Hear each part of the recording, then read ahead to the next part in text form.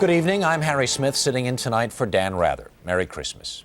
Just before the Kremlin cameras clicked on today, Mikhail Gorbachev said to himself, quote, "When you have to go, you have to go." He then officially resigned as president of the Soviet Union and turned over the nuclear codes to the new top man, Russia's Boris Yeltsin. You are looking at a live shot of the Russian flag flying tonight over the Kremlin. Tom Fenton begins our coverage of this historic day. Tonight, the red flag was taken down from the Kremlin, where it has flown since the 1917 revolution. The Soviet Union it symbolized is now dead. In its place, they raised the flag of Boris Yeltsin's Russia. Mikhail Gorbachev, the eighth and last ruler of the communist empire founded by Lenin, announced he was quitting.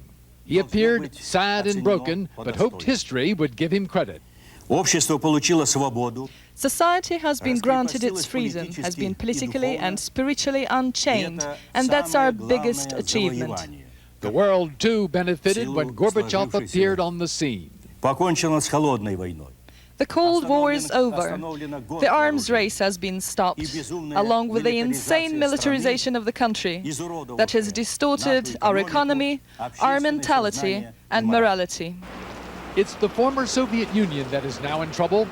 Gorbachev acknowledged that he has left the country in a dangerous state. The old system has crumbled before the new one has begun to work, and the crisis in society has become greater. I know of the dissatisfaction with the current situation, the bitter criticism of the government, and of my own performance. In many respects, the living conditions of the Russians are now worse than when Gorbachev took over. But people watched his farewell speech more in sadness than in anger. He had a wonderful beginning, this woman says, but a sorrowful end. I personally supported him, and now I'm simply sorry for him, both as a politician and as a person.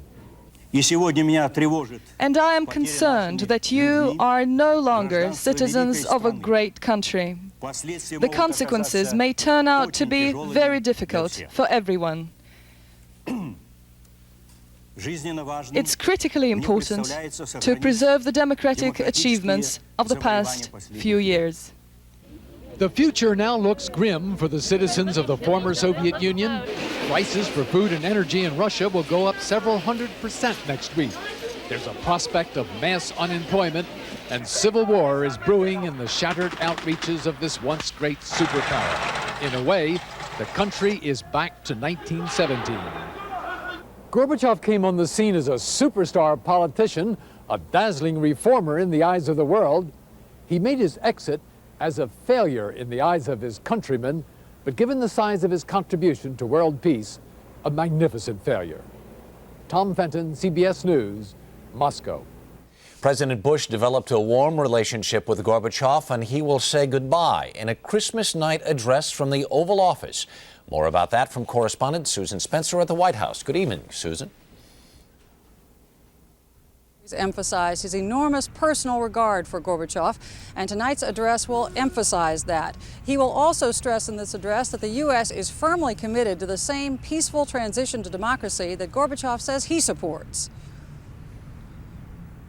The former president of the former Soviet Union gave the news to Mr. Bush in a personal phone call. Hardly surprising, after years of superpower summits, economic meetings, and most recently the peace conference in Madrid, they've been George and Mikhail to one another for some time now. You want to go first? You want?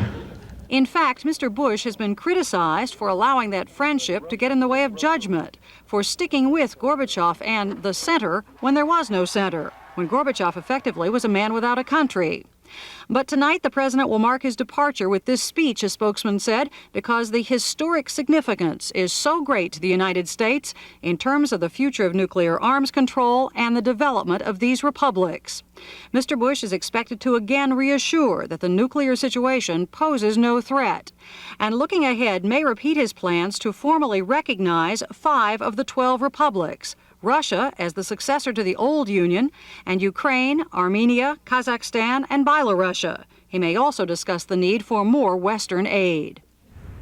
Of course, President Bush could do all of that in a simple statement. But not only does he really want to formally tip his hat to Gorbachev tonight, there are more than a few political advisors in the White House who think that in these troubled times, it never hurts Mr. Bush to go on television and, quote, look presidential, even if the subject is foreign affairs. Harry? Susan, how does the White House view Boris Yeltsin?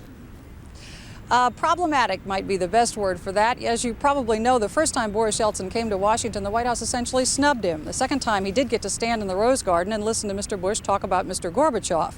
That's obviously changed. The president has talked to Yeltsin twice in the last 3 days. This is a relationship that I think is going to take some nurturing, and nurtured it will be given what's at stake. Susan Spencer of the White House, thank you. CBS News will carry live coverage of the president's speech tonight at 9 Eastern Time. When Ronald Reagan started holding summit talks with Mikhail Gorbachev, it marked the beginning of the end of the Cold War.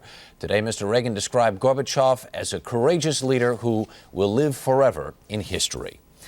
With more now about Gorbachev's remarkable rise and fall, we are joined from Moscow by CBS News correspondent and Soviet expert Jonathan Sanders. Jonathan, good evening.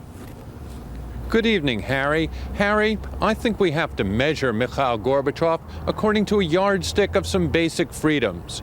Gorbachev gave the people freedom of speech and expression. He gave them freedom of religion. Most importantly, he gave them freedom from fear. He smashed totalitarianism. He took the KGB out of people's lives. He ended the inevitability that people would live under communism. He took away fear of a Cold War and nuclear destruction. But he failed to deliver freedom from want. Freedom from want in people's bellies, freedom from want of being able to define themselves as an ethnic or national group. That was his failure, Harry. Seeing incredible violence down in Georgia, might that likely spread to other parts of the republics? Harry, democracy is very fragile. There's not toleration yet ingrained here. Take what's going on in Georgia. It's a good example. People are fighting in the streets, fighting against the democratically elected president of that republic, saying he went from being a man who was elected as a Democrat, a former dissident, to being a dictator. And those people have lots of conventional weapons. In other places in the Soviet Union, you have tactical nuclear weapons, the little battlefield weapons. What if one of these extremist groups gets their hands on those? That's dangerous. Jonathan Sanders in Moscow, thanks.